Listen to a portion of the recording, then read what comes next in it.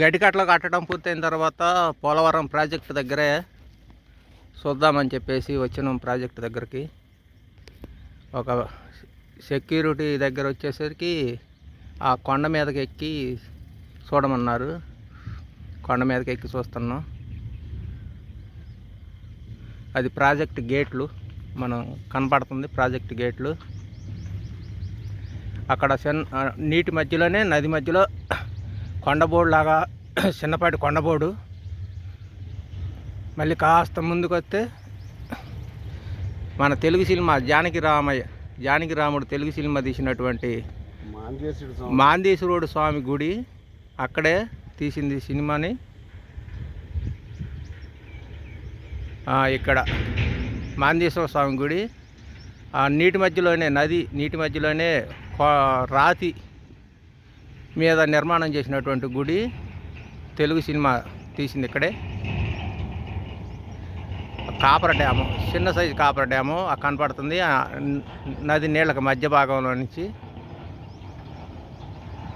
ఆ పైన కనపడుతుంది, ఆ మధ్యలో ఆ పైన తెల్లగా కనపడుతుంది వాళ్ళు సొంతానికి తోలుకునే ఇసుక కట్టుబడి నిర్మాణానికి. ఆ పైన కనపడుతున్న కట్ట అసలు మెయిన్ కట్ట, కాపర్ డ్యామ్ కట్ట.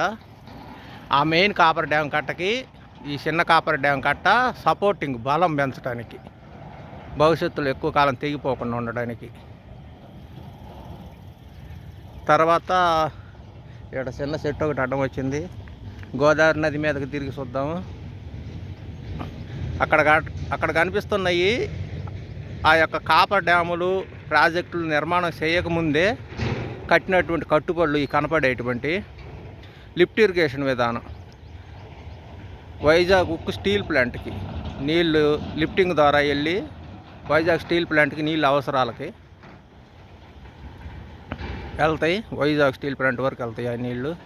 ఇంకా కాస్త ముందుకు వస్తే ఇదంతా కూడా కాపర్ డ్యామ్ కింద భాగాలే. ఇది ఇక్కడ కనిపిస్తుంది కూడా లిఫ్ట్ ఇరిగేషన్ మార్గమే.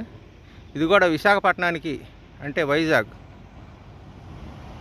వైజాగ్కి త్రాగునీరు, సాగునీరుకి వెళ్ళినంత దూరం ప్రాజెక్టు లిఫ్ట్ ఇరిగేషను. ఈ రెండు కూడాను గోదావరి నదిలో నుంచి డైరెక్ట్గా లిఫ్ట్ ఇరిగేషను. అయితే ఇప్పుడు ఈ యొక్క ప్రాజెక్టులని ఆ కాపర్ డ్యాము పై నుంచి నీళ్లు నిలబడ్డ తర్వాత నీళ్ళకి హైట్ పెరుగుద్ది కదా, ఆ హైట్లో నుంచి ఆ కొండ మార్గాల్లో కూడా టన్నెళ్ళు, సుమారుగా ఒక 7 కిలోమీటర్ల టన్నెళ్ళు చేసి విశాఖపట్నానికి వెళ్ళి నీళ్లు పంపించే ప్లాను విశాఖపట్నం వైపుకి. ఈ యొక్క డ్యాము నిండిన తర్వాత ఇప్పటి వరకు చెప్పుకుంది గోదావరి నదికి ఎడం వైపు భాగం. ఇప్పుడు కుడివైపు భాగంలోకి వచ్చేసరికి మన విసన్నపేట దగ్గరకు రావడానికి ఒక కాలువ మార్గం, అట్లాగే బొల్లాపల్లి, వినుకొండ మండలంలో బొల్లాపల్లి దగ్గరకు కూడా రావడానికి ఇక్కడి నుంచే ప్లాన్లు ఉన్నాయి.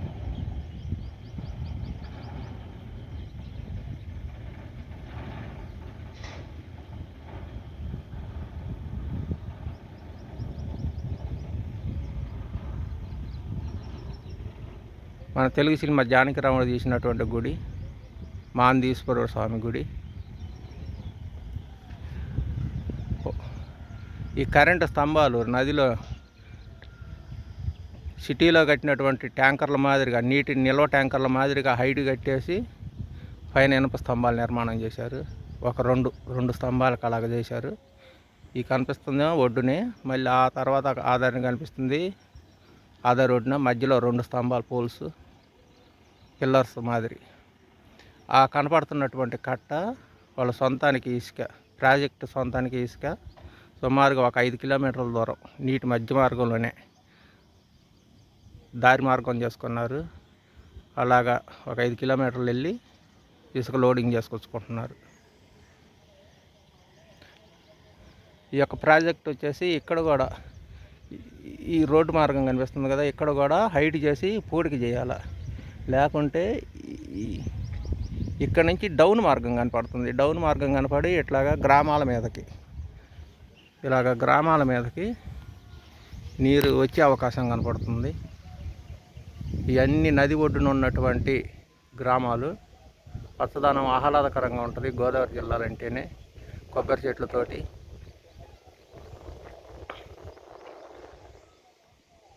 నది ఒడ్డు ప్రాంతం, నది అంచు నుంచి నది ఒక అంచున, గ్రామాల ఒక అంచున ఎక్కువ పచ్చదనంగా ఉంటుంది. ఇలాగే గోదావరి జిల్లాలు రెండు నది ఒడ్డున బారుగా ఇలాగే ఉంటాయి ఉభయ గోదావరి జిల్లాలు.